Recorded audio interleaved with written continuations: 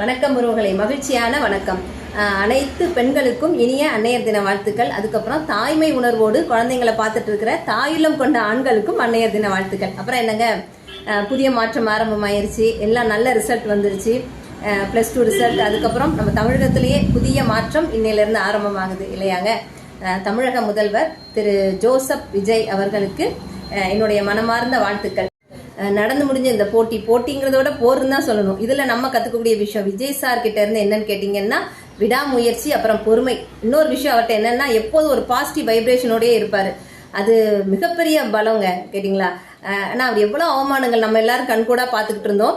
So அதுல இருந்து அவர் ஜெயிச்சிருக்காரு அப்படின்னா அதுக்கு முக்கிய காரணம் அவருடைய மனோபலம் நான் சொல்லுவேன். ஏன்னா ஒரு மனுஷனை ஒரு அடி அடிச்சா கூட அது வலி அப்புறம் போயிடுங்க. ஆனால் மனசால ஒரு காயப்படுத்தும் போது எவ்வளவு காயங்களை தாண்டி அவர் வந்திருக்காருன்னா மனோபலம் தான் காரணம். ஸோ இன்னொரு விஷயமும் அந்த இடத்துல சொல்லிக்கணும்னு நினைக்கிறேங்க. அற்புதமான ஆட்சி அமைஞ்சிருக்கு. சாரே சொல்லியிருக்காரு, இது இந்து, கிறிஸ்டின், முஸ்லீம் சொல்லி இதெல்லாம் தாண்டி அப்படின்னு சொல்லியிருக்காங்க. தயவு செஞ்சு யாரும் மதத்தை முன்னிறுத்தி இதை இது பண்ணாதீங்க. அது மாதிரி ஜெயிச்சிட்டோம் அப்படின்னு சொல்லிட்டு ஆடக்கூடாதுன்னு சாரே சொல்லியிருக்காரு. ஸோ தோத்துட்டாங்க, விட்டுறணும். மேலும் மேலும் மேலும் அவங்களை சீண்டிக்கிட்டே இருக்காம நம்ம பாதை வேறு, பயணம் வேறு. நல்லாட்சி அமைஞ்சிருக்கு, நல்லதே நடக்கும். வாழ்க வளமுடன்.